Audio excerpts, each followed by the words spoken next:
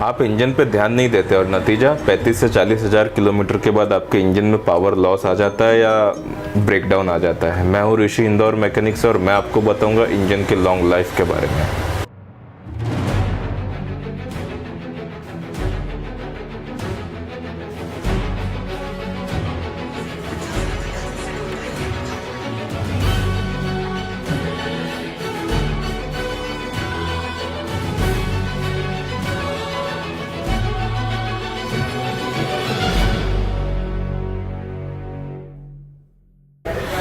Engine में 3 चीज़ें काम करती हैं: एयर, फ्यूल और इंजन ऑयल। अगर आपने ये तीनों चीज़ों पे ध्यान दे दिया तो आपकी गाड़ी में कभी कोई दिक्कत नहीं आएगी। सबसे पहले मैं बात करूँ एयर की, तो पिस्टन जब नीचे की ओर जाता है यानी कि सक्शन स्ट्रोक रहता है, तब कार्बोरेटर साइड से एयर और फ्यूल का इंटेक जाता है सिलेंडर में। उस टाइम पे क्लीन एयर सप्लाई होती है एयर फिल्टर से, और टाइम टू टाइम ये धूल मिट्टी के कारण एयर सप्लाई को ब्लॉक करता जाता है, जिसका मतलब फ्यूल की क्वांटिटी बढ़ती है, और ये एक रीज़न है कि आपके इंजन में माइलेज का प्रॉब्लम आता है।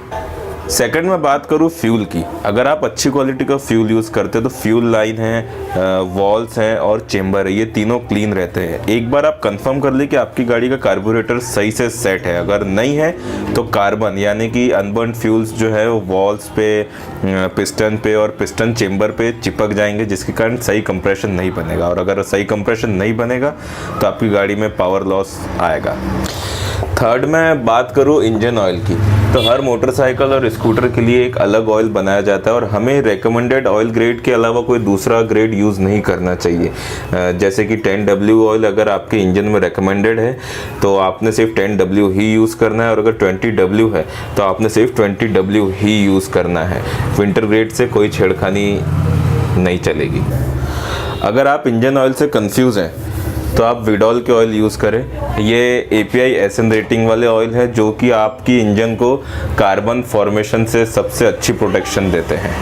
हालांकि आपकी गाड़ी चलाने की कंडीशन से भी इंजन की लाइफ पे असर होता है, तो आप गाड़ी को हमेशा इकोनॉमी स्पीड पे ही चलाएं।